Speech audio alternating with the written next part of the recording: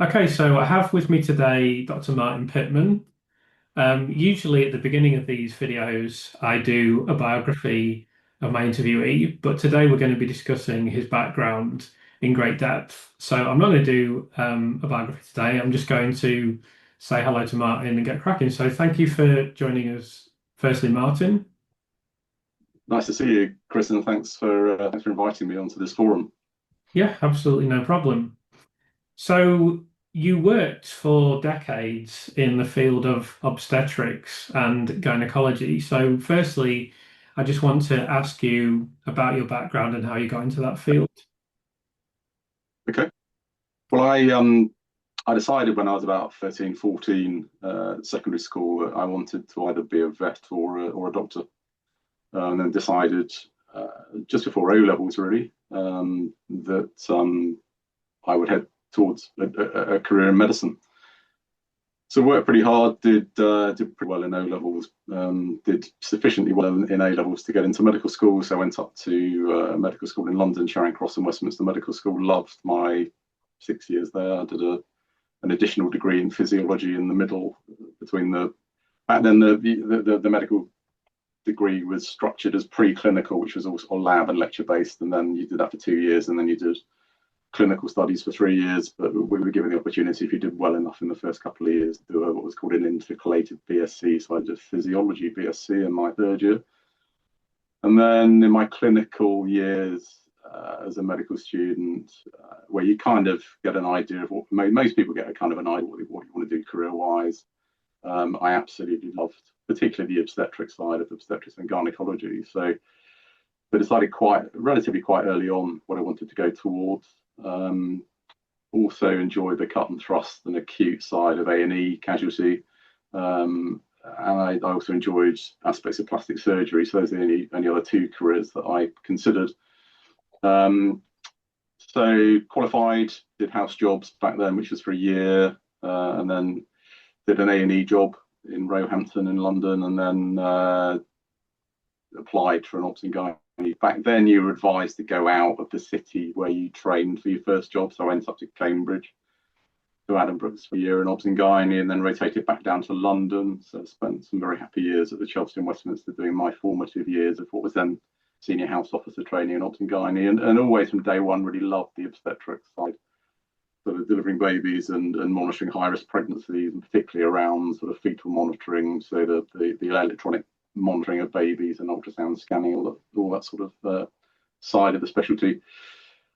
Before And we then, before we go any further, yeah, I think everyone will know what is meant by gynecology. Can we just define exactly what is meant by obstetrics? yeah, it's a very broad specialty. It's becoming more and more specialised. So as the decades go by, more people are going towards one side of it, and there is a school of thought that the specialty could divide. So you just have gynecologists or obstetricians, and certainly now in the main teaching centres, most consultants now will either do one or the other. So the obstetric side of it is everything related to pregnancy. So from the early stages of the pregnancy, to simplify things, you're sort of dealing with prevention of miscarriage through to everything related towards the end about timing the delivery, the aspects of the delivery, the mechanics of the delivery. So obviously you spend quite a lot of time as an obstetrician doing assisted deliveries or cesarean sections, and then I specialised in sort of the scanning fetal medicine side of things. So I was fully sort of trained DGH level obstetric maternity sonographer. So I scanned pregnancies. I didn't do full fetal medicine sub-spec training, but I also specialised in sort of management and leadership of labour wards.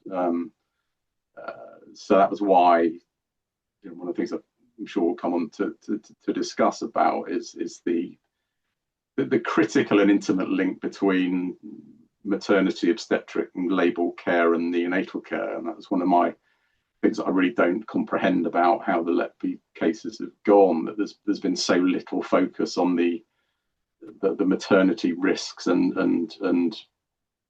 maternity and obstetric management of the cases. So my career, I was lucky enough during my training to get a rotation down to Wessex, which is where I did my specialist registrar training.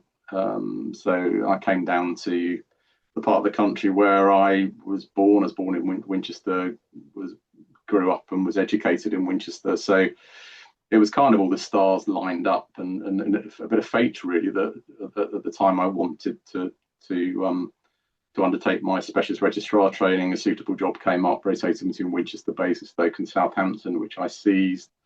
And then again, another sort of fate decision when I came off the end of my training program, having developed the specialist skills to allow me to take on a principally obstetric job with a scanning and labour ward interest and fetal monitoring interest, with a lesser component of my career, gynecology. A suitable job came up at Winchester, which was where I was, effectively born and brought up. So it was the plum job for me. It was everything I'd worked my entire sort of student life and university life and training and obs-gynae to achieve. So it was a dream day in February 2003 when I took up the job at Winchester. I worked there for a year and a bit as a registrar, and it felt like sort of coming home really.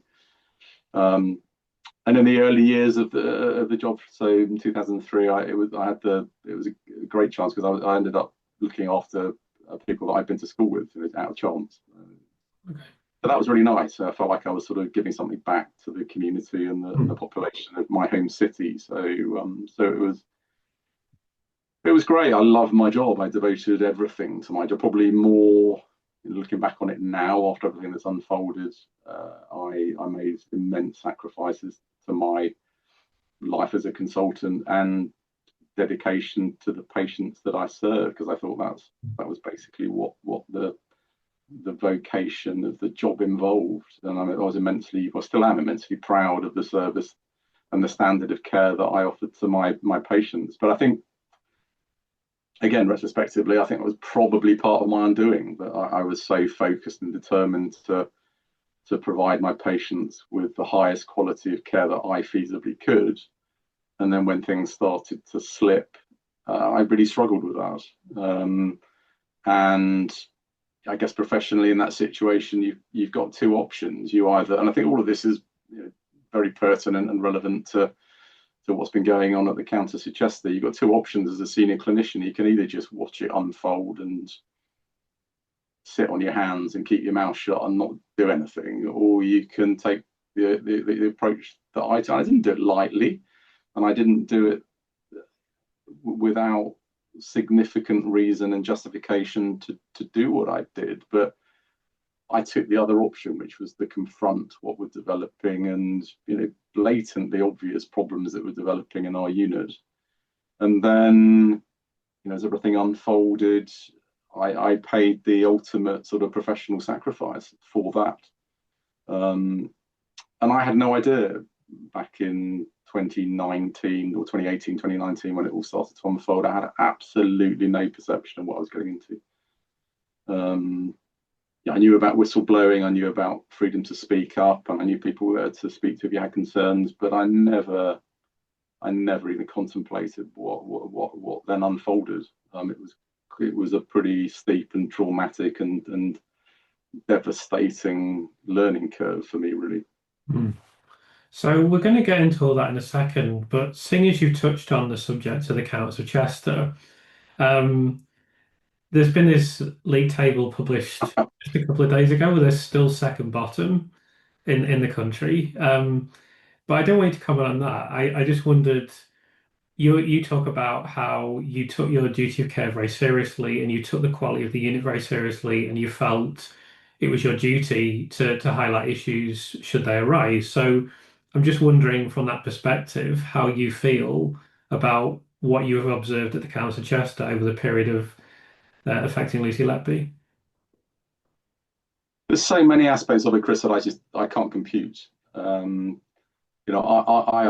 applied for the job that I eventually got because Winchester was a great unit. For an average sort of size district general hospital, and we delivered maximum sort of 3,500 babies per annum when we were at our busiest. we punch way above our weight from the maternity side of things and from neonatal outcomes. So it was a brilliant unit to work in, and that was recognised both regionally and nationally. So for me, it was the perfect job. I didn't really want to work in a big bells and whistles university teaching hospital. I worked at Southampton for 2.5 very happy years. I didn't really want that as my career. So I specifically chose Winchester because I felt I would be able to add to the department, and I would be able to provide the level and standard and safety of care to my patients that I thought they deserved. And that was specifically why I applied for that job. So that's one aspect of what went on at the Countess of Chester that I can't really compute, because all of the focus, I kind of understand it as if you were non-medical to think, well, all the focus should be on the neonatal side of things, but it isn't that simple. Because so many times when I've looked into what happened at the Countess of Chester and the cases, you think, well, where actually were the obstetricians in this? Because if I think about what would have happened at Winchester if a similar thing had unfolded, if we had such a close and intimate working relationship with our neonatal colleagues, and it worked brilliantly well. So, we were one floor apart. We worked in a separate unit from the main hospital, similar to the Countess of Chester, I believe. So you got to know them very well. I mean, I had a closer relationship with the neonatal consultants than I did with, apart from maybe anaesthetist, than any other specialty in the hospital, because you're in the same block. So if you were looking after, as an obstetrician, if you're looking after a high-risk pregnancy and then you or somebody else makes the decision that lady needs to be delivered, that isn't, for me anyway, that wasn't where it ends. And I can't sort of get my head around what appeared to be what happened at Chester, because if we'd have had similar cases at Winchester where I delivered a baby of a couple that I'd spent maybe 6 months or maybe longer if I'd looked after them through serial pregnancies, and then you do the delivery, that for me isn't where it ends. I would go down to special care pretty much every day after I'd delivered a high-risk baby, and we would be interested in how they were doing. I check out whether I got things right antenatally. So did I predict the right time to do the delivery? But then if that baby suddenly had a catastrophic event and demise, you'd be mortified. And you'd then have what we used to call a hot debrief. So you would all sit round the principal clinicians involved. So in a case like that, it would have been principally the neonatologist if it was a neonatal demise, but then you'd be involved as the obstetrician, and you'd have a hot debrief, and then you'd do the investigations. If the post-mortem was done, you'd then meet up, and there would be a very, very in-depth internal investigation into the case. And that's just one case. So if you've then got recurring cases similar that happened, as an obstetrician, I would have been jumping up and down from a great height to say, hold on, guys, what the hell is actually going on here? We're delivering these babies and giving them to you in the best, you would hope, in the best. So A, you get your diagnosis right. B, you get the timing of your delivery right. C, you get your mode of delivery right.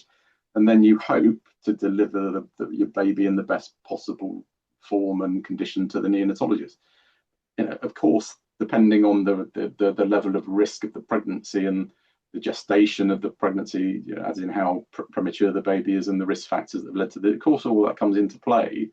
But it wouldn't take very many mortalities that weren't expected for me or my maternity colleagues to have been raising very, very dramatic and serious questions to the neonatologist. So I can't, I've got no massive in-depth knowledge about what was going on internally at the Countess, but I haven't seen anything. You may know better than me.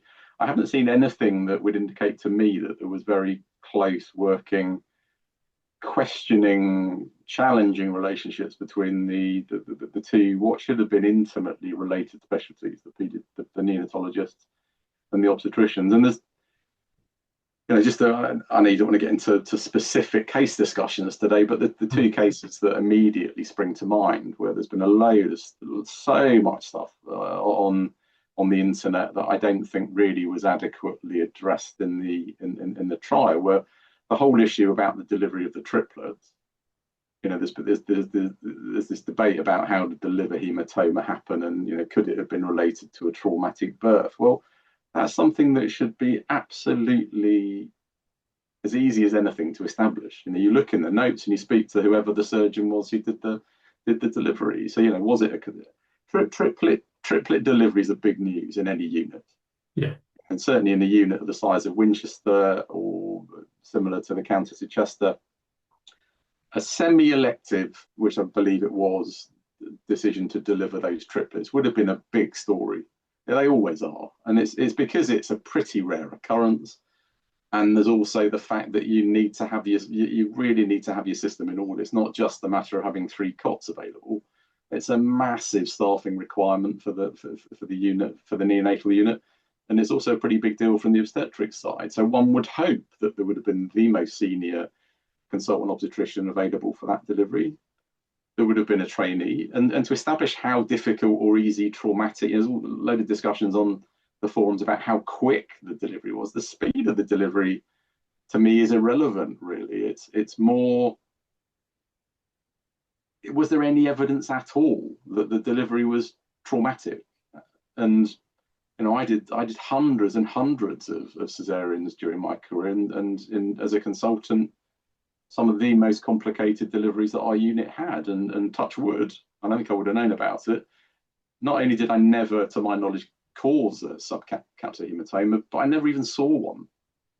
So that's one example. And the other one that there's been quite a lot of coverage recently, I think, was Baby A, where there's this debate about antiphospholipid syndrome, and something that I picked up very early on, and I've still not seen anything that's either corroborated it or contradicted it. And did that mum not have SLE?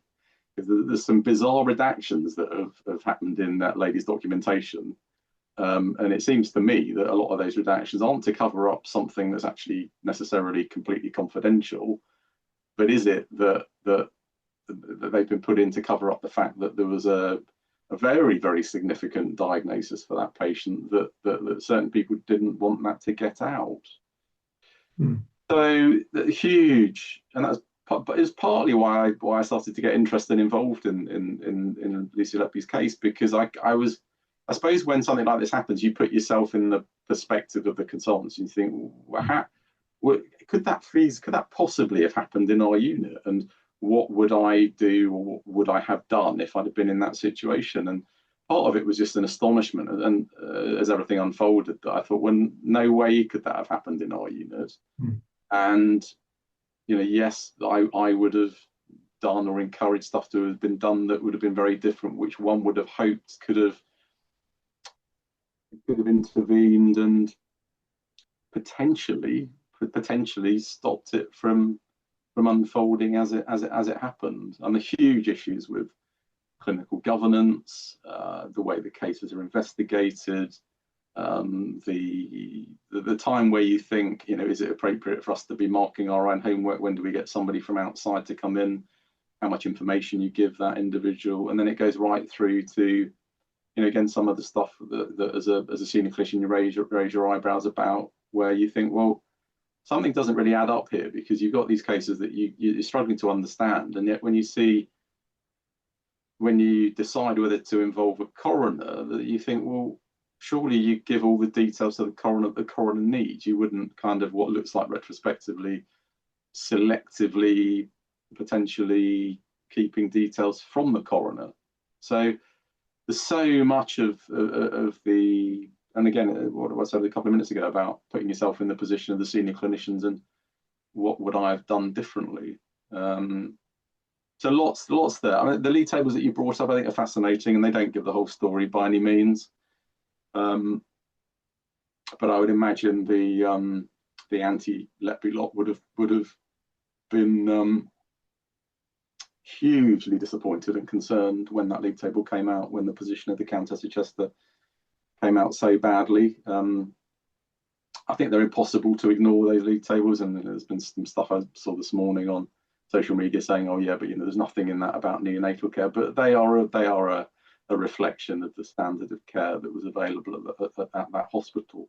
And I guess the startling thing is the time lag between when the Letby cases and the indictment finished and where we are now. So, wouldn't you have thought, with that sort of thing having happened, that hospital would have, and the management and the senior consultants would have done everything in their power to have turned things around to get a higher rating?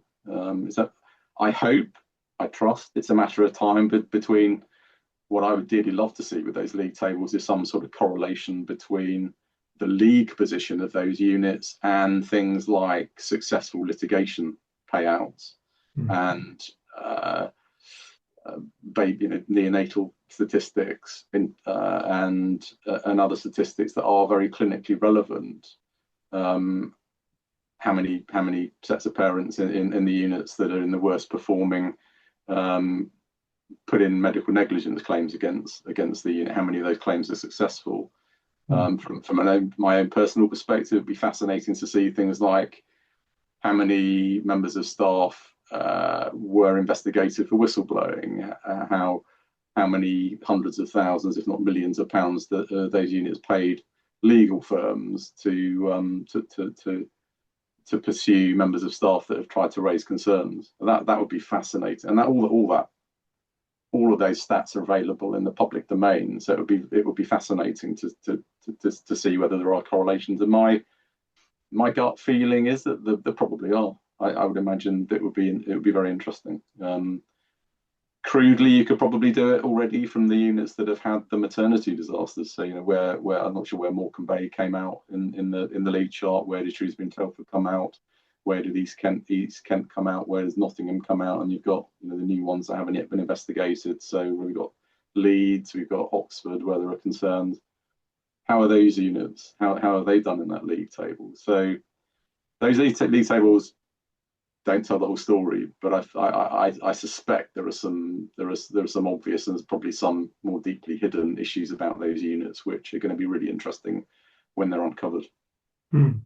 So one of the issues that I'd just like to talk to you about briefly and ask for your opinion on is my reflection or my observation as someone who hasn't worked in a hospital and doesn't have your expertise, but I look at what happened on the unit and I think there was an almost complete lack of self-reflection from the consultants. It's not just that things were brushed under the carpet, but they don't seem to have reflected. And it's not as if there weren't very explicit problems on this unit, like with sewage seeping out the ceiling and stuff like that. But they don't seem to have reflected on this at all. They just seem to have thought, because it begins so early, on the 22nd of June 2015 is the first time there's an email from Stephen Breary, and he's already looking for a commonality among the nurses just after a couple. It's not even more deaths than they've had in previous years. And I just find that strange, extraordinary, bizarre. So I just wondered if you had any comments on that or on the topic. The interesting thing about when it all started to turn was the fact that actually, if you look at it statistically compared with other units of a similar size in the country, that they weren't actually their stats weren't great, but they weren't the worst. And there are other neonatal units that had higher death rates than them. That their first thought wasn't to point the finger at a nurse to say, "Oh, we must have a killer in our midst." So that's one question. What was it that happened at the Countess of Chester that made the system? So I don't really want to point fingers at any individual or even group of individuals. I'm not a lawyer or a barrister, but what was it that was different at the Countess of Chester compared with, if you look at the other units I just mentioned, so Morecambe Bay, Shrewsbury and Telford, okay, it's maternity, but it's still where you've got outcomes which are sort of off the scale bad, but in none of those units, not in Nottingham, I assume, or elsewhere, has the finger of blame been pointed at one individual for malfeasance. So I completely agree with you, and it does look as if there was some sort of hierarchical, seniority-driven mechanism at the Countess of Chester. And I agree with you. What was going on wasn't subtle. I mean, the sewage thing, incredible, frankly, and the fact the unit wasn't closed down even temporarily is astonishing to me, given you had not only sewage leaking, but you had swabs that proved Pseudomonas was present, which you really don't want anywhere near vulnerable patients, particularly naturally immune compromised neonates. So yeah, I mean it's it's quite incredible to me that you could have a culture that would allow what then unfolded. So a series of significant adverse clinical outcomes where, rather than the most senior clinicians, and you're always dependent on your managerial colleagues when something like this is going on to give you the support that you need. But the fact that rather than them taking a step back to say, well, look, guys, as a group of consultants, are we really doing everything we possibly could? If you look at our working weeks, we're a bit stretched, but we've got some pretty high risk babies coming through this unit. I think most people now would probably accept that at the time this happened, they were looking after babies that were way beyond their area of competence and expertise to look after. But even then, they didn't say, well, look, we're actually, we've done an audit and the nurses aren't happy that we're only doing 2 ward rounds a week. I think back to my days as a trainee when I did a neonatal job, so that was back in the late 90s. And even back then, there were 3 ward rounds per day on the neonatal unit, not 2 consultant ward rounds a week. So the fact that they didn't look at that, and so, as you say, lack of self-reflection, and to say, I suppose I touched on, I'm a bit ACD, and I was, I think, pretty meticulous in the standard of care that I gave my patients, but I don't get the feeling that that was necessarily the same at the Countess of Chester. The fact they didn't think, well, let's change what we're doing. Maybe we can get some locum cover in at consultant level so that the more elderly kids can be looked after, and it'll allow us to do, and even 1 ward round a day, it might have made a difference. But that didn't appear to happen until then. They had the sequence of cases. They then, and I still don't quite understand how it all ended up at one individual's door. And then the whole thing unfolded. I mean, in any area where you have risk management, then I'm sure you've heard of it, Chris. There's the Swiss cheese model, and it's the same in the airline industry. And any sort of potentially high risk working situation, you have what's called a Swiss cheese model. So in most situations, if you get in the management of a patient or with an aircraft taking off or an airline crash or something, you have several risks, and each of those risks is a hole in the cheese. And you normally get away with it, as in you don't end up with a crashed aeroplane or a crisis at an airport, or in this situation, tragically, an injured or dead baby, unless all those little errors, say the holes in the Swiss cheese, all line up. And in the very rare occasion in that lump of Swiss cheese where all those holes line up, you can see right through. And that appears to me, having done the amount of reading and research into these cases that I've done, is what happened, that you had lots of little holes in the Swiss cheese, but astonishingly, in this case, all of the holes lined up, and there were some pretty big holes along the way. One of the main ones being the appointment of Dewi Evans as the so-called expert, and that permitted all of the holes then to be lined up. So at the end of the day, you could see right the way through the hole in the Swiss cheese, and on the other side of the Swiss cheese is a nurse who was found guilty given the evidence that was presented, and is now spending her life in prison. How that happened is just, I find it astonishing, and I do wonder in how, I guess the scary thing is, and this is one of the many reasons I got interested in this, because part of my concern about this is, where on earth is the NHS going to be after this? When this has all calmed down, and whether or not there is the CCRC decide to look at this and send it back to the Court of Appeal, and will it go any further? Whatever happens now, I think the NHS is probably, well, almost certainly going to be irreparably damaged from this event. And I think you're already seeing it with nursing applications that have dropped, and the number of why any nurses now would want to go into neonatal nursing or any other high risk specialty where patients die, so ITU, A&E maybe, because one of the scariest things about this is that, could this happen again? And the way this has gone, I think actually it probably could, and it probably will, unless the situation changes, because the way this has been handled, and it's hugely embarrassing, I think, for so many areas of how this country functions. It's monumentally embarrassing for the NHS. in that you can have qualified and respected consultants that do medical legal work that can get away with what Dewi Evans has got away with. It's equally embarrassing for the police service, for the CPS, the judiciary, and the whole legal system in this country. So it's a part of my keenness to look into this and the level of pretty obsessional detail that I have is through embarrassment and astonishment that this could happen from the medical perspective, and just what was the medical evidence that led to this happening. And I'm not, I said a few minutes ago, I'm not a lawyer, I'm not a barrister, I didn't sit through the trial, but I'm qualified and knowledgeable enough to know that the evidence that was used to seal the prosecution case and to find an individual guilty for the murder and attempted murder of those babies, I have no doubt was unsafe. So I'm not, to my knowledge, I don't think I made any statement online saying, Lucy Letby's innocent or is guilty. But what I have said repeatedly is that with the knowledge base that I have, that I very firmly believe that the evidence that was used to convict her was beyond question medically unsafe. And that's huge for a case of this magnitude.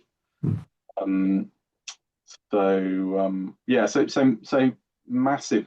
I share your concerns, Chris, about what was going on, the hierarchical system in medicine, how most hospitals historically have functioned. I mean, I see myself as being quite fortunate in the age that I was when I started in medicine, because I saw medicine as it used to be. So the historical sort of things that you see with the James Robson Justice, with the consultants arriving on the ward in their starched white coats, and the sister matron standing to greet them, and my houseman years were in a way not that dissimilar to that. And I distinctly remember being scared out of my body for the ward rounds when I was a newly qualified doctor. You were terrified for the consultant ward, and you knew that during that ward round you would be humiliated. It was inevitable. Everybody was, and you just took it on the chin. And you'd be shouted at by the consultants. And when you're in theatre, you either were retracting the liver too much or too little. You couldn't win, and you would. But that was part of almost your indoctrination as a doctor. Now I'm not saying that was right, but by God, it taught you some stuff. And the matrons governed the wards with a rod of iron, and the sisters did, and standards were as a consequence much higher and better than they are now. Now, it doesn't mean the system, that hierarchical system, was correct, but a lot of that has gone now, and rightly so. But there is still in some units, and it tends to be maybe a generalization, but it tends to be some of the more senior consultants that still think you can get away with that sort of practice. But it's almost been, and rightly so, it's been pushed out of the medical system. And I think that's primarily by things like appraisal and revalidation, because the dinosaurs that used to think they could behave in that manner they've either been educated to give up, or they've been forced to give up, and rightly so. And with my case, there are so many things about what happened to me that I still really struggle with. And they managed to very skillfully keep it out of the employment tribunal hearing with my case. But I had 30 years of absolutely flawless appraisals and annual appraisals. So I never had an appraisal that held me back. I always sailed through them, and I'd had 2 completely textbook GMC revalidations. The second one was signed off by the very chief medical officer that 2 months after she signed it off, which was exemplary, particularly interestingly with the communication aspects of it in relationship with colleagues. I got the highest grading in that, and yet 2 months, 3 months later, I was accused by a bunch of midwifery managers of bullying, harassment, and undermining behaviour, which you just think, well, hold on a second. This doesn't fit with my but that was just trivialized. And I hasten to add, despite what's being pushed out on social media from people not doing their homework or just wanting to try and professionally discredit. The accusations of bullying, harassment, and undermining behaviour against me were entirely disproved. So before that comes back at me, which no doubt will happen after this recording. Yeah, absolutely. So yeah, huge issues with how the what was clearly a hierarchical ability of certain individuals at the Countess of Chester. You're looking at the senior paediatrician stroke consultants that covered the neonatal unit, that were able to manipulate a system that facilitated, rather than anybody taking a step back to say, we've got a cultural major issue in this department, which is jeopardizing babies. They managed to completely streamline that into poking the finger at one individual. I just find that quite astonishing. But in their eyes, it succeeded. So, and yeah, I guess you could argue even more so now in that with the Cheshire Police's latest stunt of further diverting attention away from the consultants and putting it towards the managers, which is going to be fascinating how that unfolds. Well, I mean, I've said this already, I believe, on the channel. If they get charged, I will help defend them because I know for a fact that those arrest is completely frivolous. And I know for a fact the executives did absolutely nothing wrong. They couldn't have done anything differently. And given that they sat in a meeting with the police and the police agreed there's absolutely no evidence of any malfeasance here at all, and then within days the police had turned that around based on nothing really, just based on one meeting with Brewery and J-Ram. I can only view that arrest, the arrest as completely frivolous, and it would absolutely astound me if they were charged because all the evidence, it's not even, the barristers don't even need to do any digging. They just need to look at the publicly available documents that I've got myself, and I will contact the defence if they're charged 100%, because I think it's outrageous that the police can just arrest people when they know damn well they haven't done anything wrong. Even as the barristers certainly won't have to dig very deeply to start diverting some of the questions that are being lodged at the managers towards the consultants. I mean, they can just purely on the basis of the 5th of May meeting. It's the first meeting of the Cheshire Constabulary to do Operation Hummingbird, and they say there's no evidence other than coincidence. Just purely on that basis, that could throw the case out on its own because that's if the police are acknowledging that there's no evidence, then they meet with the consultants. It's not until they meet with the consultants on the 15th that's the first time they provide any evidence. And they've had so many opportunities to do it. They've been through the grievance procedure. J-Ram never even manages to mention at any point that he's supposed to have seen Lucy Letby attempting to murder a baby. And he finally manages to mention it on the 15th of May, which is 450 days after it happened. There's just no way. There's absolutely no way that they could possibly be charged. And if they did, it would be one of the most extraordinary things that I witnessed because there's just no evidence to support the fact that they had a very difficult, delicate balancing act, really, because they did have to take what was being said seriously, even though it's evident in the Thirlwell documents that the executives at the hospital were a little bit hostile towards this idea. They didn't because they don't want to take a nurse off the unit for no reason. These are very serious accusations that are being made of murder, obviously, and attempted murder. So they don't want to act on that unless there's very good reason, and they weren't given good reason because they weren't given any evidence. And we know that for a fact, as I say, because when it was passed to the police a year later, 11 months, 10 months after Lucy was taken off the unit as the grievance procedure, there was still no evidence. So how could you possibly say that they were wrong? I mean, what the only thing they could have done is go to the police earlier. And if they'd have gone to the police earlier, the police would have said there's no evidence. They would have said exactly the same thing they said 10 months later. Yeah, yeah. These arrests are entirely frivolous. It's very chilling, I think, that they can just think, well, we want to defend our prosecution that we've done already, so we'll just arrest some people and try and get some headlines that are favourable to us. I can't see any. Do you think time to be an attention focuser for the CCRC? Do you think, or? Yeah, I mean, there's always, I mean, I believe, I can't prove this, but I believe that the retrial of Child K was entirely about silencing people. And because there's a Guardian article that mentions the New Yorker article has come out at that time. They weren't allowed to discuss that in the court case. That was banned, geo-blocked for a very long time in Britain. Now you can actually finally read it now, and you've been able to for a while. But that article was geo-blocked for a really long time. And then as soon as the Child K retrial was over, the Guardian and the Daily Telegraph came out almost immediately. So if it hadn't been for that trial, I haven't spoken to anyone. I don't know. I haven't asked, but I would assume they would have come out a lot earlier with this information, and they were sitting on it, waiting to speak. And then as soon as the trial was gone, we saw Sarah Napton in the Daily Telegraph, Felicity Lawrence in the Guardian immediately. So I think, yeah, I do think that the arrests are trying to, and I think the case in Liverpool are exactly the same.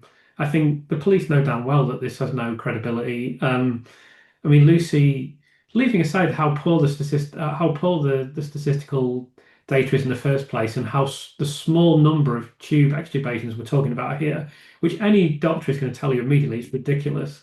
But leaving that issue aside, why when was the period when she's doing a placement to learn as part of a training?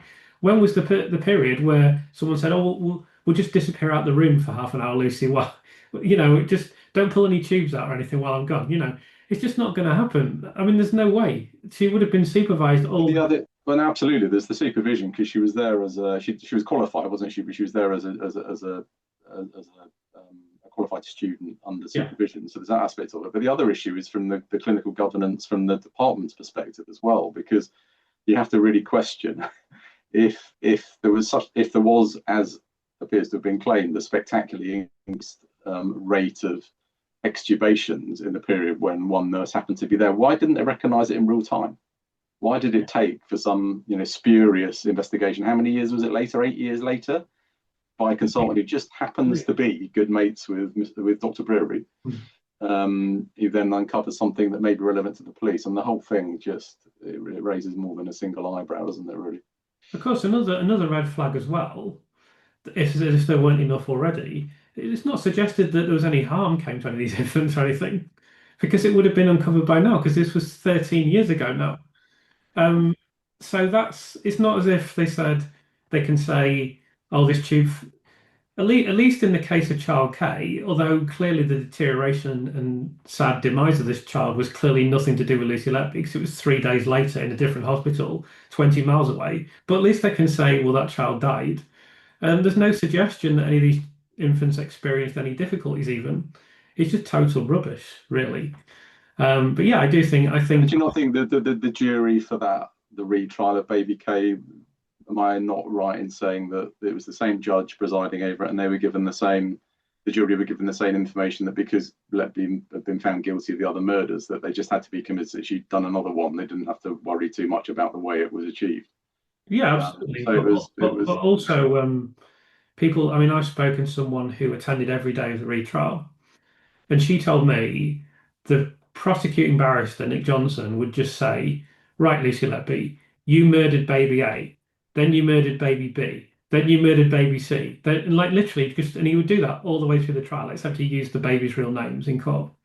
And this is the very first instruction from the judge in that case is saying, don't necessarily, just because Lucy Letby's been found guilty, you are to assess the evidence in this case independently, and you are not. How people could do that, I have no idea. But he did give this instruction, but then no one stopped Nick Johnson from just standing up and going, "You murdered this baby, then you murdered that baby, then you murdered that baby." you also, Chris, surely have to question how divorced and distanced could that jury have been after the first trial? Do we really expect that jury to have not have, because from my perspective, I mean, this all blew up, and that's again another reason for my interest in the case. The her trial was coincident with my preparation for my employment tribunal, so it was all bubbling under the surface when I was getting ready almost exactly 2 years ago, actually. Um, and her conviction was just before I went into the employment tribunal court, so it was all very sort of fresh then. I thought naively at the time because of the whistleblowing component of it, that might assist me. I think in reality, it was exactly the opposite. But I think most members of the public, her trial in conviction was done and dusted before the jury made their decision. It was because the media and the press they'd done it all already. I mean, she'd been convicted and trialed and hung out to dry before the jury made their decision. And I have to say, because my mind was on well and truly on other things at that time, I was completely seduced by everything I'd read. I thought she was the most evil person imaginable. So how on earth the jury for the K retrial could have possibly been immune to all that? You couldn't have been. It was everywhere. It was on every single news bulletin, in every single newspaper, all over social media. So it was a done deal, the real retrial. For me, I distinctly remember my impression of it changed when it was the first time I saw Dewi Evans interviewed, and he was in, I would imagine, probably his back garden in Wales. It was a beautiful sunny afternoon, and I remember watching it thinking, this is unique. I still think now, have I ever known a case? I mean, obviously the actual magnitude of the Lucy Letby case is unique, but there have been other pretty high-profile medical-related cases, and I was racking my brains to think, have I ever seen a medical expert interviewed after a trial about their involvement, not just their involvement, but actually boasting about their achievements, that he'd never lost a case, and how brilliant he was. And I remember thinking at the time, that isn't your role as a medical. You're there to just use your expertise to advise the court, and the court and the jury make the decision. It's not about you making sure you make up your diagnoses, and then you present that, and then you see that as your role to win the case. That's not what it's all about. And in the process, pocket your remuneration fee. And I remember, and that it was that was a red flag for me. I thought that this isn't right. This guy, and I thought he was distinctly unconvincing. That was before I'd even looked into it. So that was the first thing that I thought, something doesn't smell right here. And it was really after that, and then of course what unfolded for me, and then of course I had time then, and I suppose a scientific medical interest in looking into it. And the more I started to look into it, the more I read into it, the more podcasts I watched, including yours, the more contacts I made through social media. I just thought, this is just astonishing. But my stance on it is, as I said before, it's about the strength or the weakness of the evidence that led to the conviction, which has put somebody in jail for 15 life sentences. It's frankly, it's as astonishing as it is embarrassing. So it's going to be equally fascinating to see how it all unfolds from here, really. Yeah, I mean, just to briefly comment on the Child K retrial, I mean, I must say that I didn't follow that. Even though I already was convinced it was a miscarriage of justice, I just couldn't go through the pain of watching that trial, because I knew she was going to lose. I don't think anybody needs out. It was. No, I thought, and I think most members of the public thought that was basically to give those parents closure on it, so that they could, they had somebody to attribute their tragic loss to, and that, but after everything we've discussed and all of the stuff on social media, that is the tragedy of all this, that there are a set of incredibly damaged, grieving parents, and it must be horrendous to have been through what they've been through, to go through the trial, and then everything else that's resultant from it. But I sadly, throughout my career, because of what I did, the nature of my job, I looked after. It was one of the things I really prided myself in. Really, was how I looked after couples that have had bad experiences, terrible experiences. Sometimes, thankfully, very few. Avoidable. Normally, they were unpredictable, unavoidable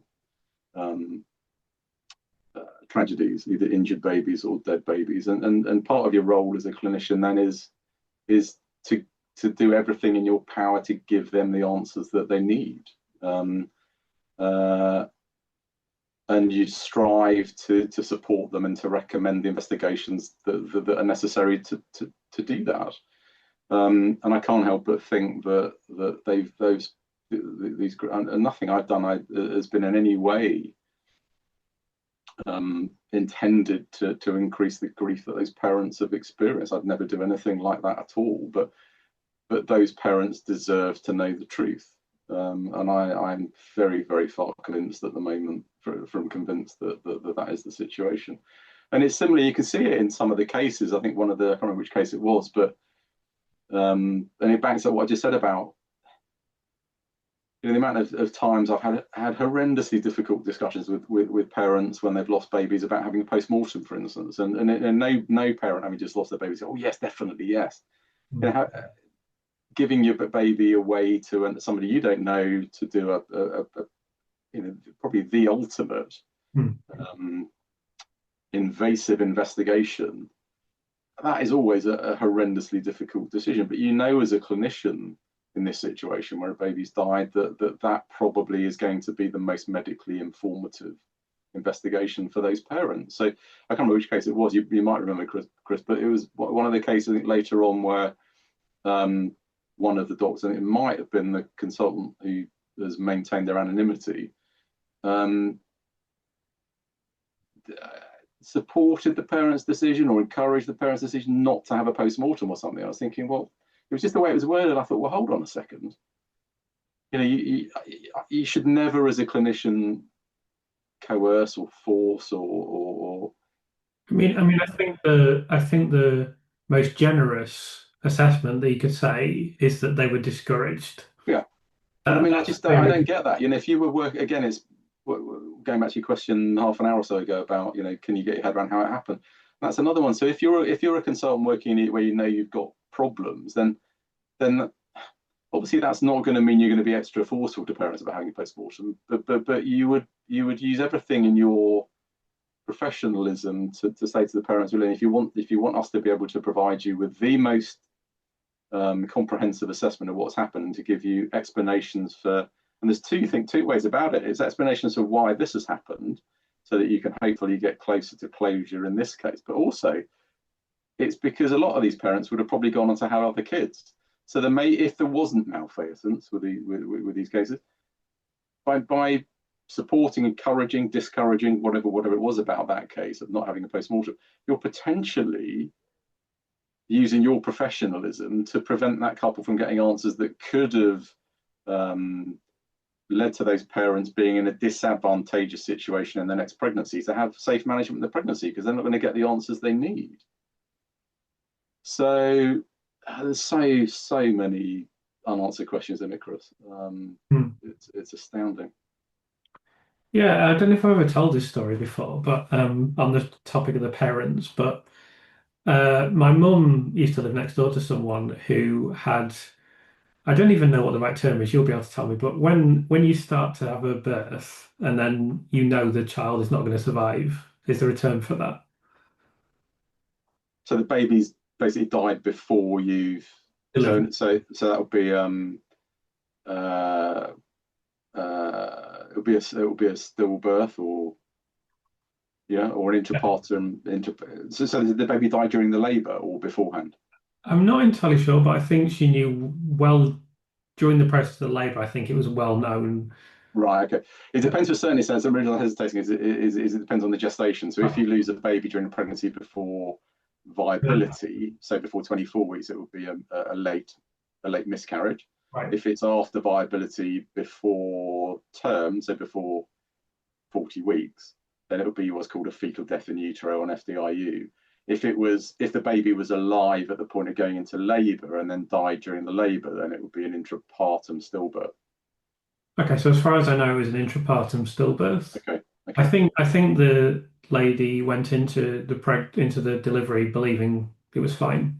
Okay. As far as I know. Now, whether that's correct, whether she was correct, I don't know. That's to put that in perspective, Chris. That's in the UK and in most developed countries. That's a pretty thankfully a pretty rare event. Yeah. because it basically means that you've either missed the problem antenatally, or because every baby in labour in the UK should be monitored. So you're either going to listen in with a doctor, or you're going to have them on a CTG, and Mm. you do that specifically to prevent this outcome. So you're doing it to prevent either intrapartum stillbirth or hypoxic injury caused by oxygen deprivation. So that's, unless you knew there was a problem with the baby, that meant that and I'm assuming from what you said, this isn't the case. So that the professionals looking after her weren't expecting for the baby not to survive labour. So that's a very, understandably, a very rare event. Yeah. And so she went through this obviously horrendous experience, and then I just remember so vividly she wanted to bring the baby home and put it to bed, just like as a form of closure. And I just thought that was so sad. It just really upset me. And I think I didn't know her, and I don't think I'd ever spoken to her, but I just happened to pass her, and I just said, "I'm so sorry about what's happened, and if we can do anything, we will." And that she recovered, obviously, but I do want to make it clear while we're on this topic. I mean, I feel enormous sympathy uh, for the parents. I read this new document from the Thermal Inquiry. It's devastating. The trauma that they've been put through because of this whole, what I consider to be a debacle, frankly, is awful, truly. But we can't just say, well, it's too upsetting for them to go through any more trauma, so therefore we'll just keep Lucy in prison forever, even though we know it's not just about Lucy. We know there's other medical explanations for these infants that need to be properly investigated, and there needs to be more transparency in the NHS, quite clearly. That's before you even consider all the things we talked about at the start, the failures in the hospital, then the failures in the police, then the failures with the expert witnesses, then the failures with CPS, then the failures with the judge. We can't just brush all these things on the carpet yet again. There But needs. none of this would have happened. We wouldn't be having this interview, Chris. Your sterling work investigating what's happened. None of the social media interest, none of the political interest, none of the the increasing number of unquestionably medical expert opinions that have come out questioning. And it's not just medics, is it? It's statisticians, medical scientists. None of that would have happened if the system that has allowed and supported and encouraged this outcome had actually at any level done their job properly. None of this would have happened. You'd be probably writing a book about something completely different. I wouldn't have, fostered any interest at all in a case where everybody was satisfied and confident that the verdict was correct, based on evidence that was presented, and the correct person had been committed to prison. So there's so many, what's going to happen at the end of this? Well, obviously it can depend on the TCRC and the Court of Appeal, isn't it? But the irrespective of that, one would hope, and I can't see it happening if it's all kicked into the grass, but one would hope that it's going to provoke an irreversible change in how cases like this are managed. Because Yeah. this case has demonstrated that the adversarial, non-medical jury management of cases like this just doesn't work. And that was, that then leads on to the Lucy de Holland situation, and the fact that after that, Holland changed their whole legal structure and how they look at cases like this. And I'm sure they're probably better. So you then have inquisitorial trials rather than adversarial, because it shouldn't be a battle between the questioning ability of two KCs, which very much, and their decision process, because the probably the biggest question mark that is still hanging over this was the I still think seemingly astonishing decision about not to call any defence medical experts to contradict Dr. Evans. And I think Phil Hammond's article in last week's Private Eye casts a bit of light on that, but I still find it astonishing. And it would be easy to understand if the prosecution's medical expertise was absolutely top notch, but it wasn't. I mean, it was very far from that.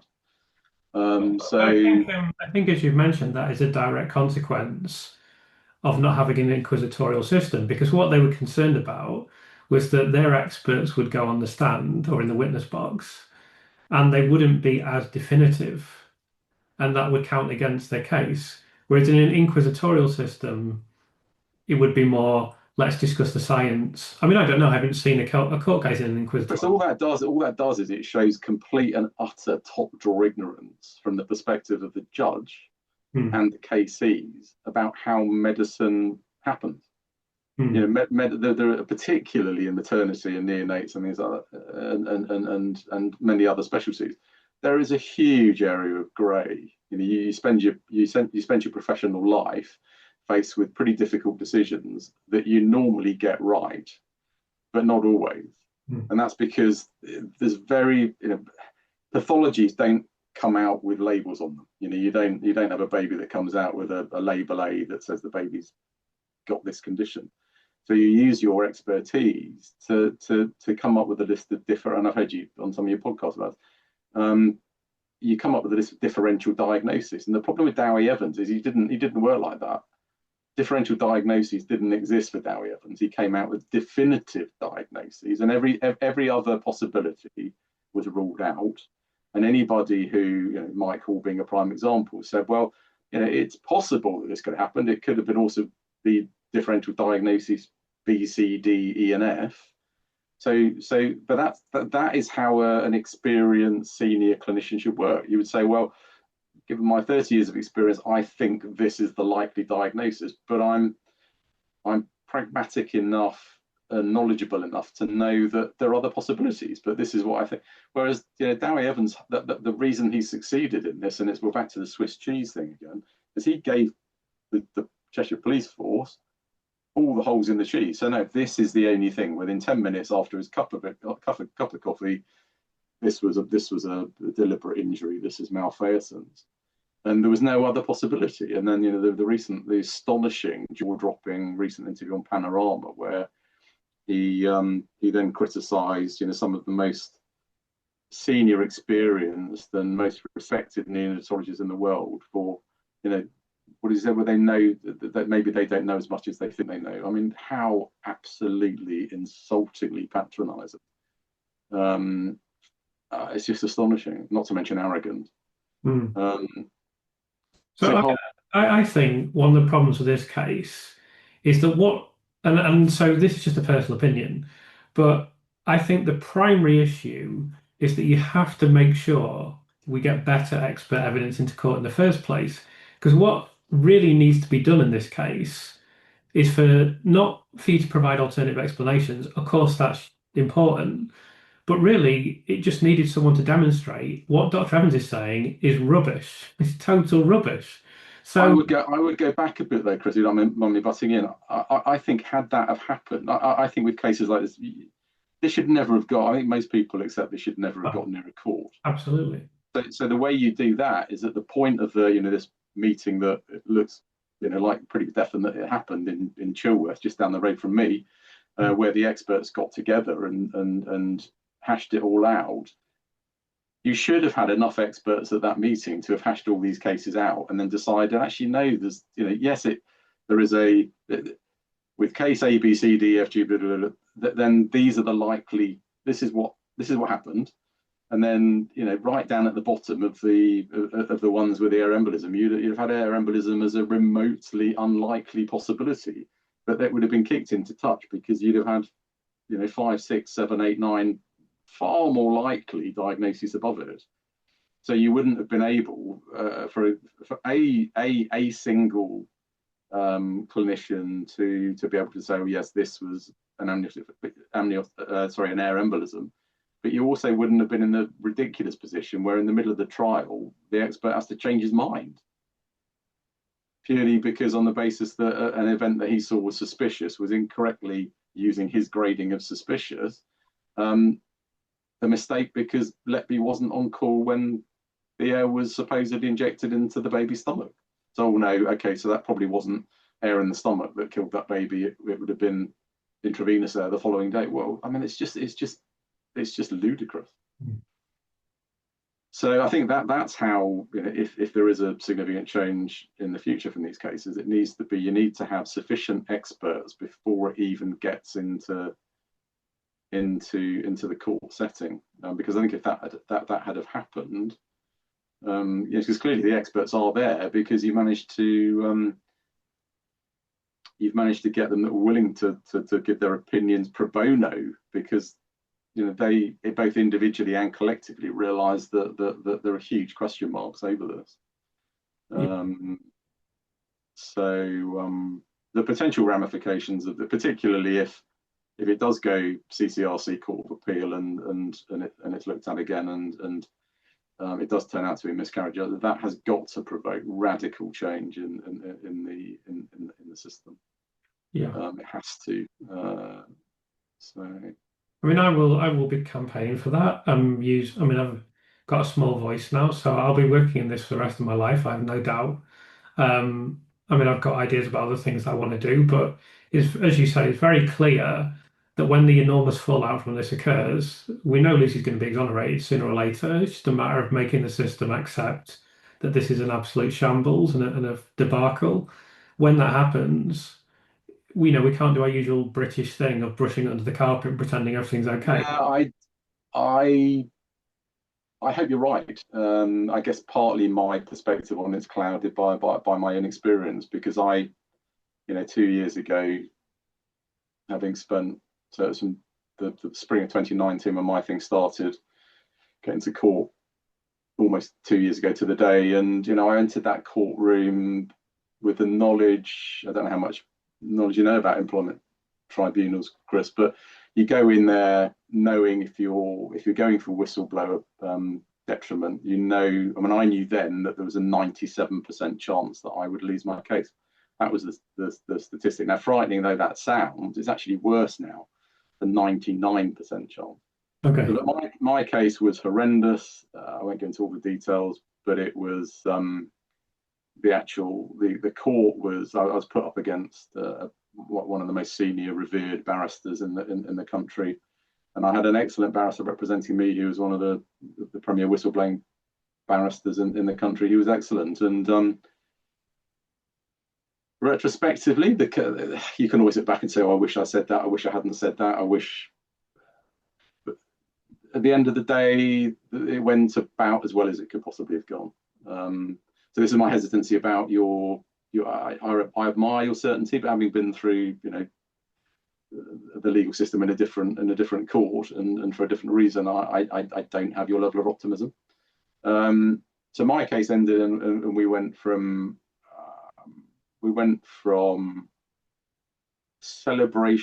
cautious celebration, that the case had gone as well as it could have gone, and my barrister was very, very confident in the outcome.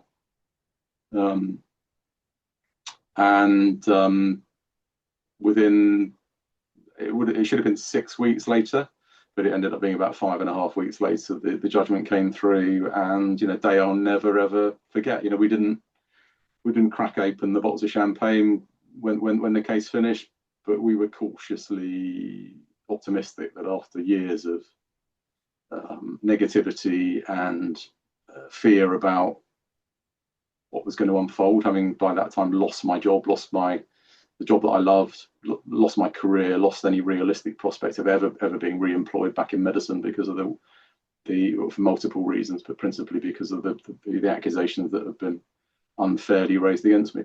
In the space of 6 weeks, we went from celebratory tones to devastation, and that was following receipt of the judgment, which I'll never forget reading it for the first time, and I thought this is a work of pretty much fiction.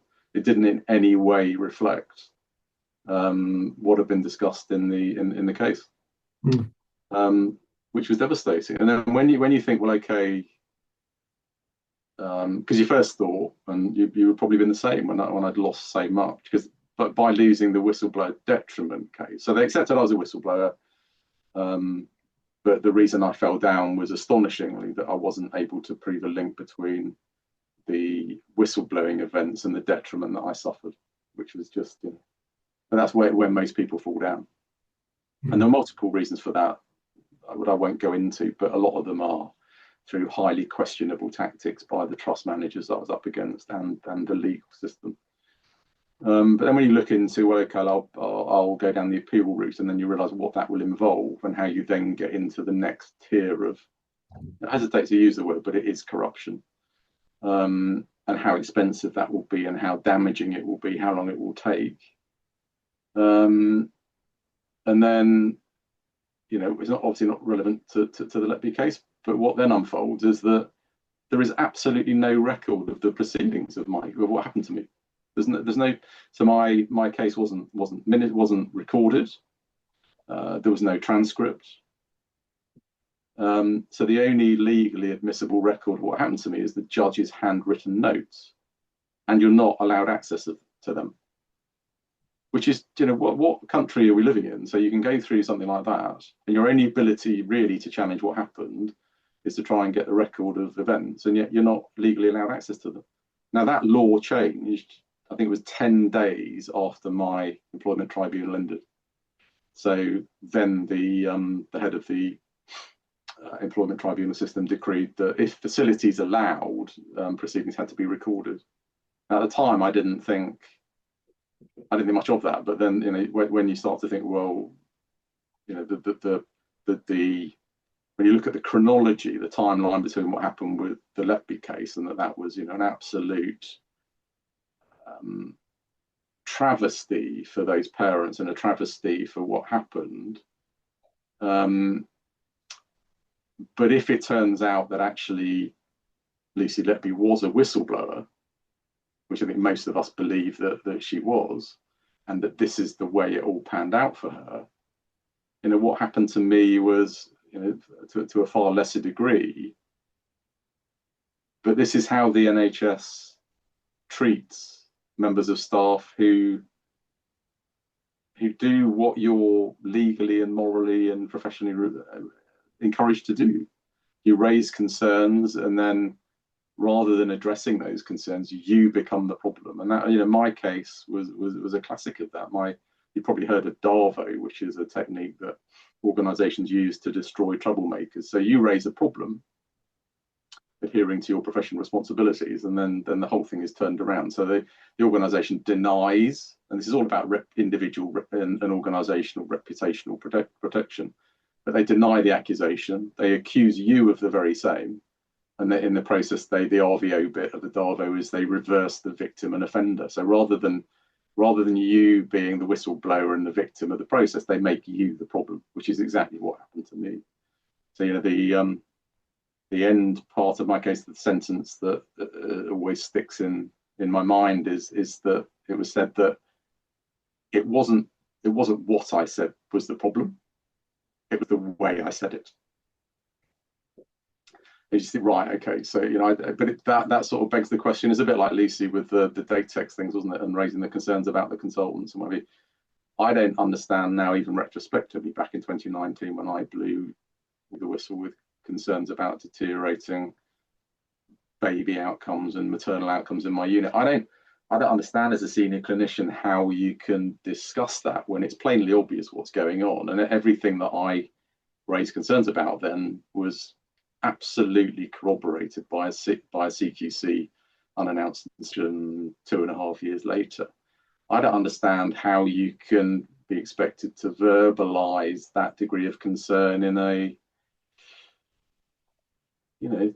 are you meant to do it without appearing passionate about it, and when you've got lives and bad outcomes that you're concerned about. And the sensible meeting with the head of midwifery, who was our sort of head of service that I sat down with, I didn't do it in a confrontational manner at all. I did it in like we're chatting now, a completely non-confrontational, factual. But of course, there's as you know only too well, there's a very faint line when you do that sort of thing between being assertive, which I have no problem with saying, yeah, I was assertive. That was part of my role as a senior consultant, seeing things unfold as they're unfolding. But there's a very faint line, particularly if a discussion isn't witnessed, between being assertive and being accused of bullying. And of course, bullying now is an absolute trump card in particularly the NHS. But I suspect in other organisations as well, where as a senior member of staff, if you if you challenge people, you are a whisker away from being accused of being bullied, and that's coming in increasingly now in investigations in the NHS where you can't stand up for patients to raise concerns, standing up for yourself because, oh no, you weren't, that was beyond assertive, you're a bully. So I, as I say, at the time I thought my case was the first, to my knowledge, it was the first NHS whistleblowing case in an employment tribunal court after Lucy Letby. And I thought for some time that the last thing in the world the NHS could afford was another high profile, because my case got quite a lot of coverage in the press and media, and particularly social media. The last thing the NHS could afford was another high profile whistleblower case going against it, particularly one that involved its already beleaguered maternity service. So the scary thing is how you realise, as Lucy Letby undoubtedly realised, and I realise, how absolutely expendable you are as an individual. And these organisations will be absolutely ruthless if you go far enough to threaten, particularly senior managerial reputations and the reputation of the organisation. They will go to any lengths to destroy you, both in the way they do it and the finances of it. I mean, you can't fight the amount of money that they will throw at the legal system to get a shot of you. It's quite astonishing.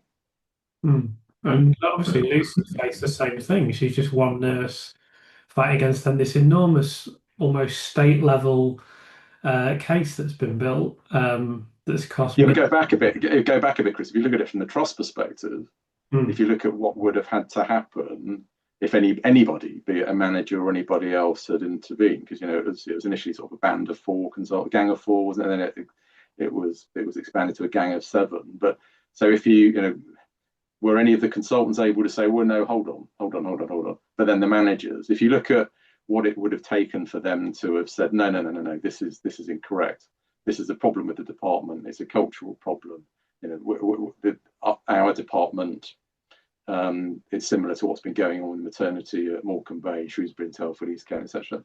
That's far more difficult for them, operationally, organisationally, reputationally, far more difficult for them than to say, we've got a wrong in our midst, we've got an individual who's been so from that perspective, it's quite easy to understand why. And I suppose it's the same with me, really. If you look at, if my case had gone the way that I think anybody who played any part in involvement, or anybody who engaged with my employment tribunal hearing, if you think about what would have had to happen if I'd have won, and I'm not talking about the financial consequences, I'm talking about the organisational consequences for Hampshire hospitals. If I'd have won my case, it would have been catastrophic because of the level of people that were involved. Because that was a huge decision by the trust. I mean, I don't know how much you've listened to my case, but none of the the less than handful of senior midwifery managers that lodged the complaint against me, none of them were appeared in the hearing at all. None. I was pitched against 5 of the most senior managers in the organisation. So there was nobody who worked with me on a day-to-day clinical basis, because they couldn't afford for that to happen. Because again, it's a bit like the killer nurse with Letby. The narrative that was portrayed about me, they couldn't dare have anybody who was going to say, no, sorry, this is all rubbish. I'd selected. I suppose it's a bit like the Mike Hall thing. I'd selected midwives that I've worked with for 20 years. Previous heads of midwifery that I'd had good working relationship with, they were witnesses that I'd selected, and they'd provided statements, but between the judge and the trust barrister, it was decided that there was no point in giving evidence. So they didn't even give evidence. I mean, the whole thing was a complete and utter, looking at it, it was a complete and utter stitch up. So they were allowed to submit their written statements in defence of me, but there wasn't a single word of those that appeared in the judgment. They were just, no. Yeah. 2 of the 5 trust witnesses that were pitched against me I'd never even met.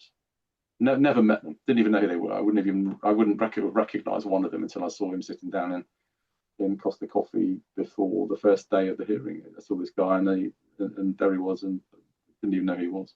And yet they were there selected to basically destroy me and to destroy my career. So I don't share I hope you're right, but because of if you look at the ramifications for this country and the people that have got the most power in what happens in this country, because don't be under any illusion that that's our politicians, because the judiciary are the people that have got the power. They are completely untouchable. So if you look at what is going to have to happen for this to get through CCRC, Court of Appeal, either a retrial, I don't know how on earth that could happen, or for her to be exonerated, that's going to be monumental for every single aspect of the leadership of our country to accept. And so that's going to be one hell of a call. And bearing in mind, we've now got a Prime Minister who is an ex DPP. He'll be gone soon. Don't worry. Well, if you saw PMQs today, you'll realise that that may be quite right. Yeah. So I hope you're right. I so hope you're right. But I mean, the only thing I would say is I totally agree with everything you said. Impossible to disagree, but there is so much public pressure now already, and I know it's going to get bigger. And I think what the judicial system will fear ultimately is people losing complete faith in the system. That's something that they rely on, is just that they'll be allowed to do what they do quietly, and people will just say, "Oh well, the court system has said this, so it's okay." And I think this case really does threaten faith in the criminal justice system, and at a time as well, all these other miscarriages of justice that have happened recently with Malkinson, there's Peter Sullivan, this other guy with his name Plummer, I believe. Haven't had time to investigate that very much. All these people have been exonerated. Tom Hayes has just been exonerated by the Supreme Court. The Supreme Court said the Court of Appeal screwed up. The CCRC is getting criticised all the time in the press. So I think Mark McDonald has taken the right strategy in trying to make this public and trying to pile the pressure on. I mean, I know for us, we run our TikTok thing, and I literally just suggested to a couple of people, one who's a friend and one who also has a YouTube channel, who I'm friendly with as well. Why don't we try and do something on TikTok? And it was just purely because I had seen that my own demographics. See, on YouTube, you get demographics for all the age groups. So I thought, well, I'm not reaching anyone or hardly anyone from the younger age groups. So why don't we try doing something on TikTok? And I thought we'd get, if we got 3,000 or 2,000 views per video, and we do still have some videos that don't get 10,000, but we've had one that gets 600,000. We've had one that got 400, one the other day, even though there hasn't been a documentary on TV or anything recently, that got 150,000, I think. And, we don't always get that many, but we get plenty that are 20, 40, 50,000. And there's a lot of public interest in this now, and we just need to make that bigger and bigger and bigger. I think anyone that looks at this case seriously is going to come to the same conclusion. It's a chronically unsafe conviction.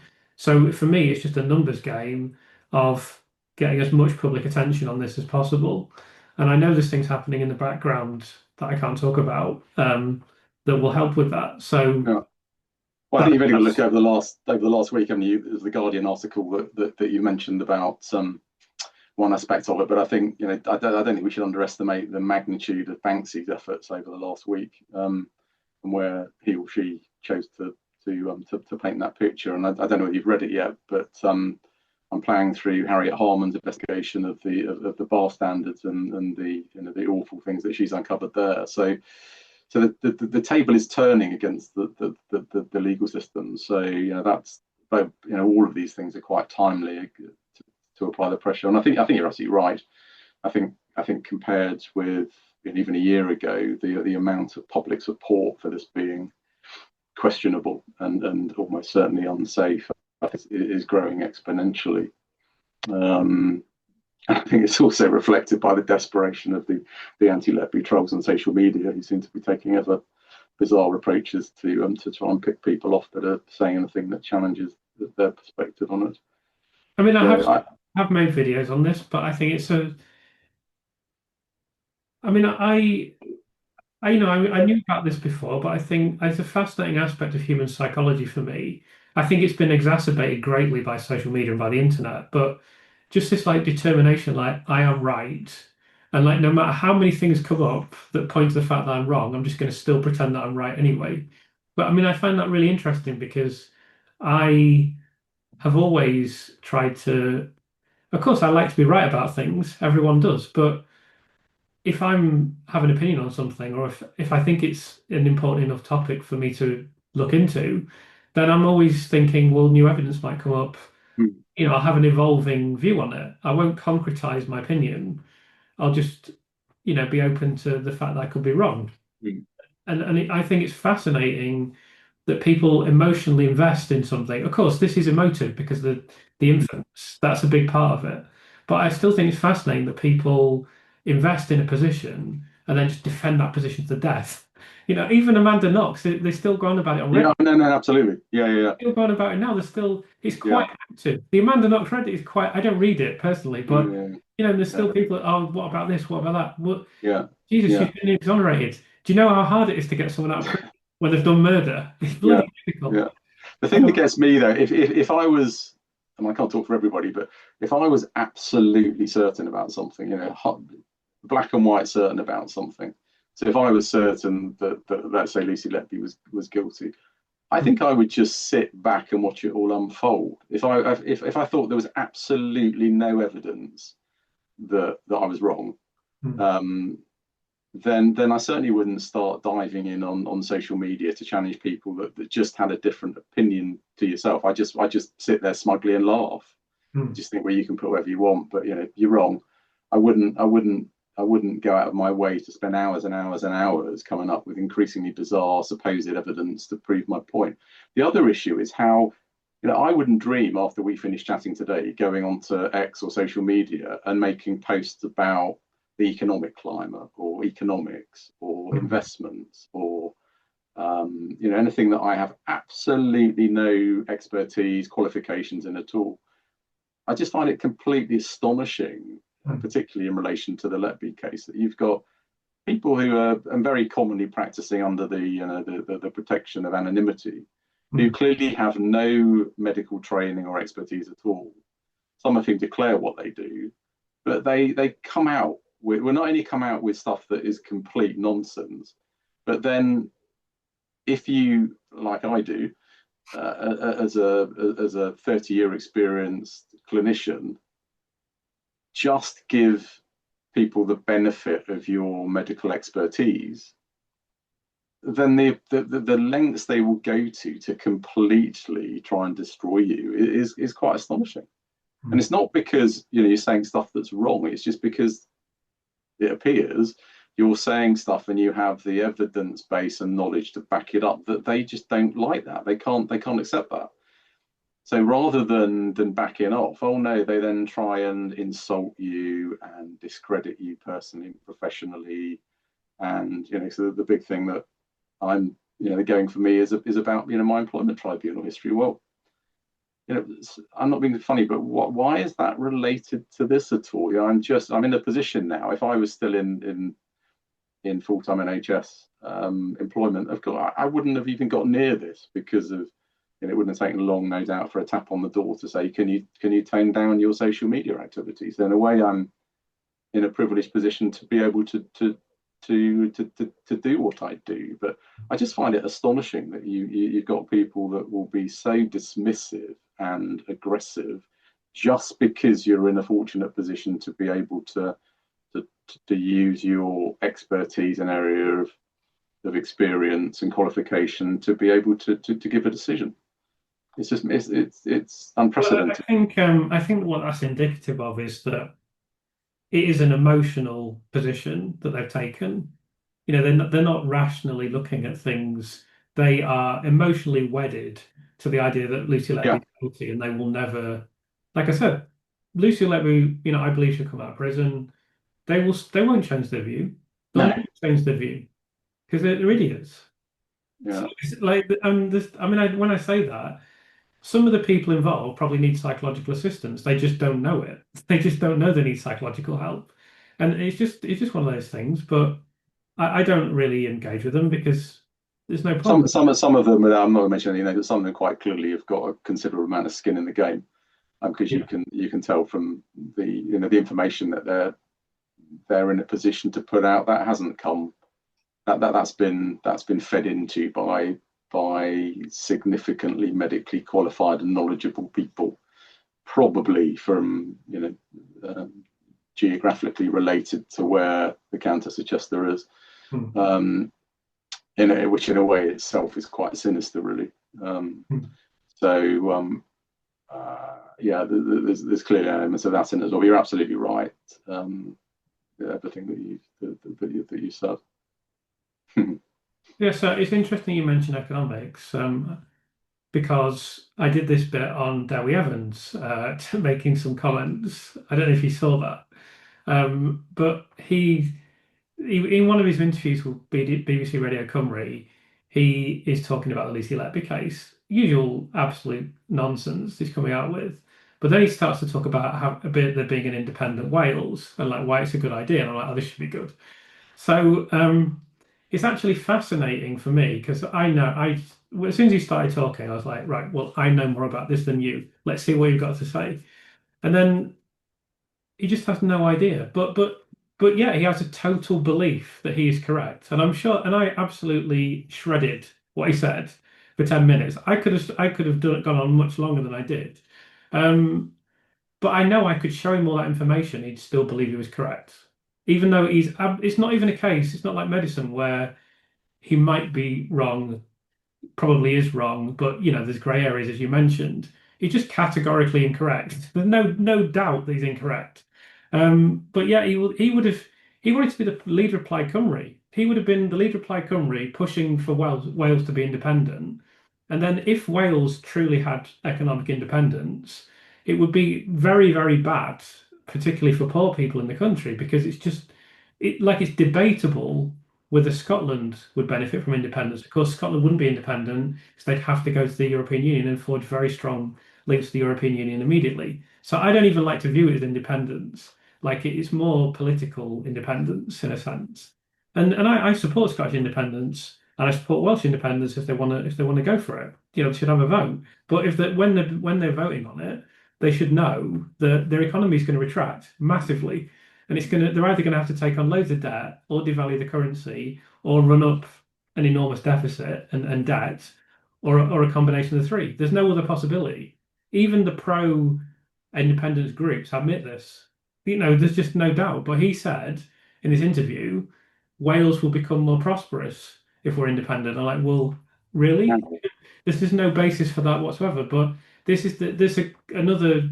He's not one of these people online, but it's another example of someone talking about something they know nothing about. He knows nothing about this at all. He's just decided, I don't like the Westminster government.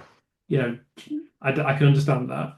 Um, so Wales should be independent, and I will therefore create this fantasy world in which Wales becomes more profitable or more prosperous, to use his words. But that just simply would not happen. I mean, there's just no chance. It's doubtful that Wales would even be able to put together the infrastructure required because they're not. There's so many things they would need to do that they don't do now. Like security, for example, like security in itself is a massive area where they'd have to spend so much money to guarantee the security of the population. Otherwise, they could become, a target for terrorist attacks, all kinds of stuff. But that's just a classic example of what you were saying, of someone just commenting on something they know nothing about, nothing. Um, and it is fascinating that And people. if you look at our current lot, Chris, he sounds perfectly suited to be a politician, doesn't he? Really, so Yeah, yeah. I mean, maybe it would have been great, but I mean, it would have been if he'd have been the Plaid Cymru leader, it just would have been disastrous. I mean, he's not bright enough to do that. He isn't. He can't. His debating skills are so poor. but Um, that's part of what I really hope unfolds if you're right, and this this does all get opened up again. That we're going to be able to. I would pay to go and see it, to see him back in a call with an actual neonatal expert,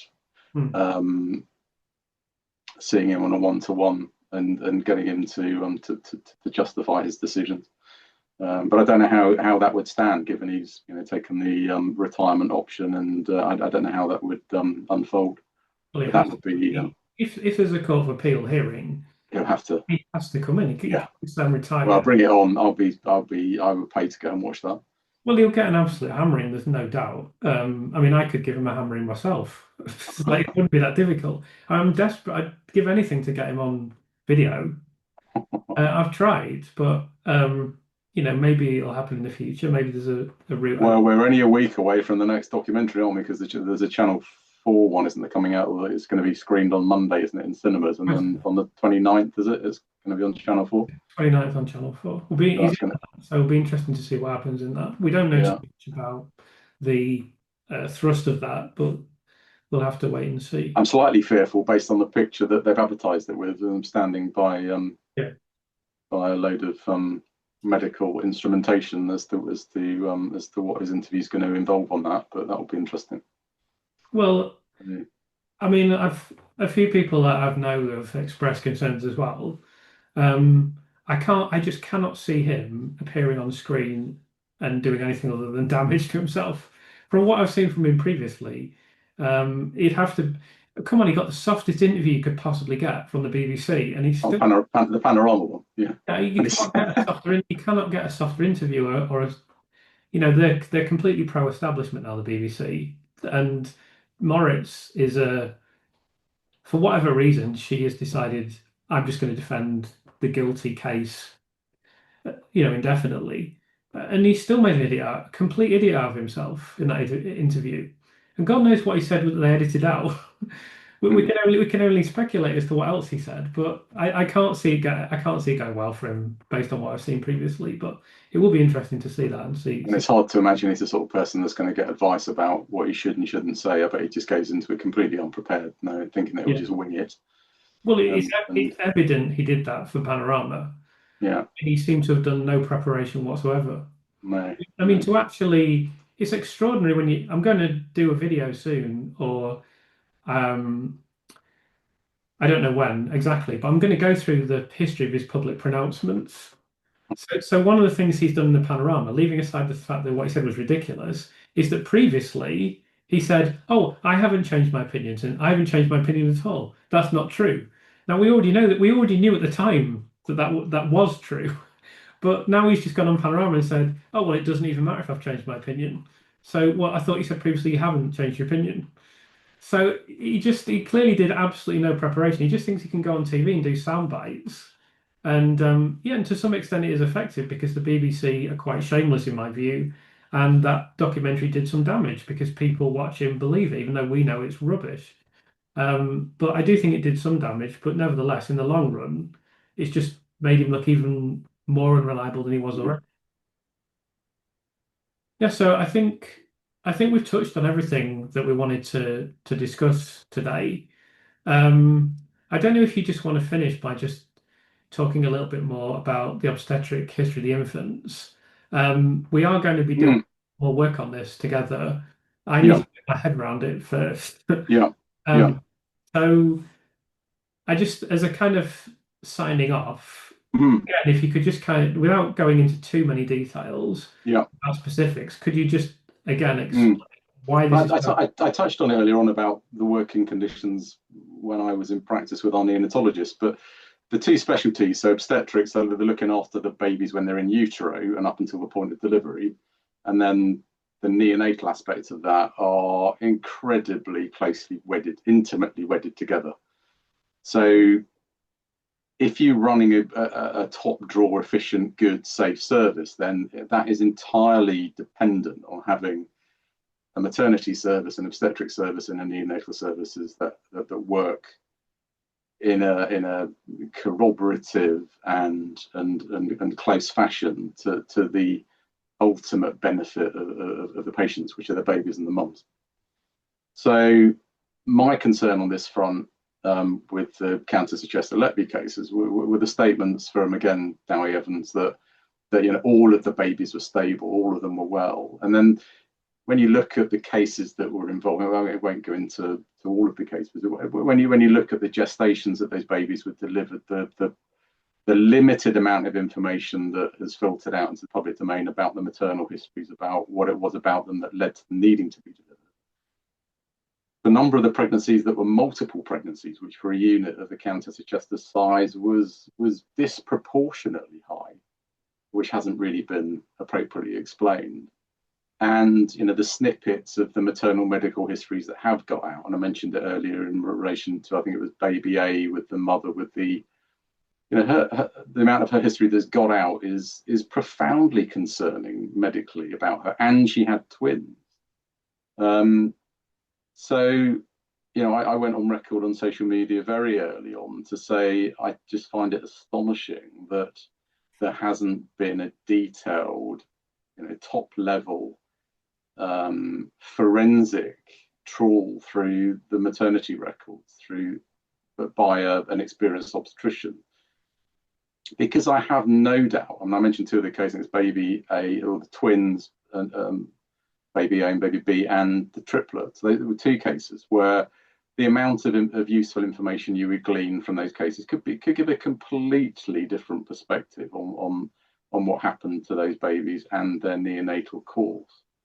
And I think Jim, my understanding is that Jim Thornton, the retired prof from Nottingham, has been recruited by the defence to do that. And Jim's a hugely experienced and highly respected obstetrician who was instrumental. Do you know Jim? I know Jim. Yeah, he's mentioned his name to any UK obstetrician, and he's known to everybody.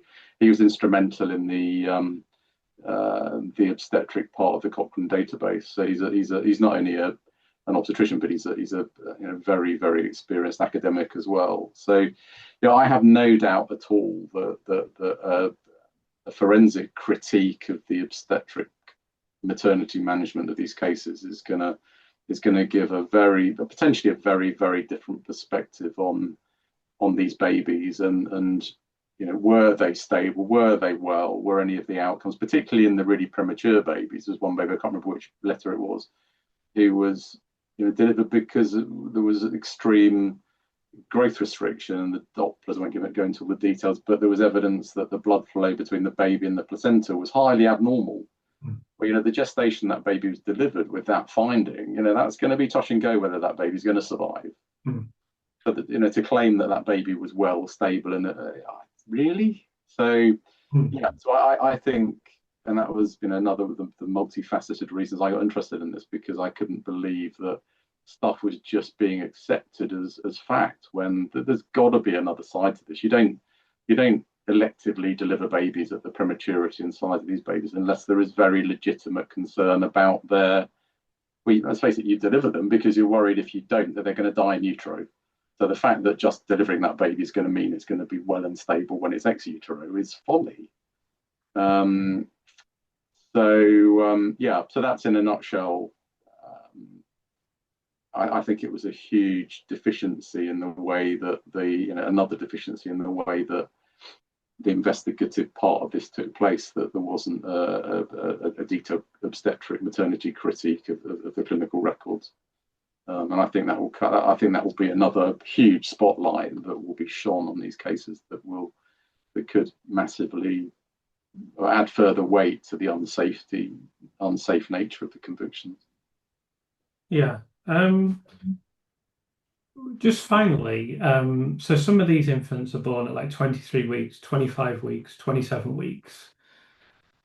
I mean, that they are very premature, aren't they? And that they're very vulnerable. Is that a fair comment?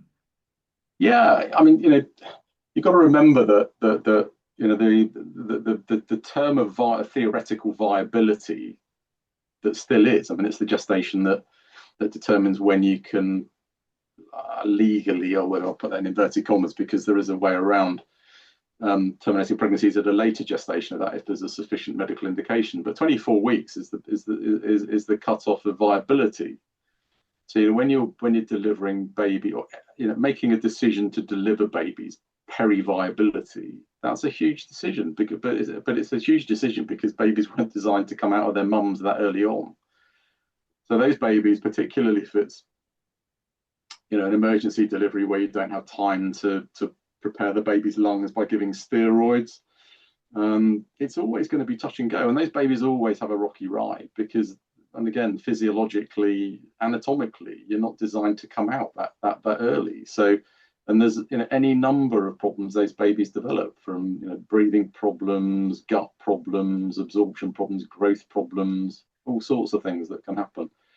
And that's why they're called neonatal intensive care units, because you say baby born at 24 weeks. Well, most units would keep that baby in until they reached 30, the time when they would have been 38 to 40 weeks, and they do that because you never know. You can have a 26-weeker born at 24 weeks who was well one day and then spectacularly crash the following day, unpredictably, from infections or you name it. So that's why they're called neonatal intensive care units, because you need intensive monitoring and intensive care. And the question is, from everything I've seen about the Countess of Chester, maybe they were practicing above their level of competence and ability for whatever reason. And that's another huge question. What was it that was encouraging them to take the number of cases they took and the complexity of the cases that they took?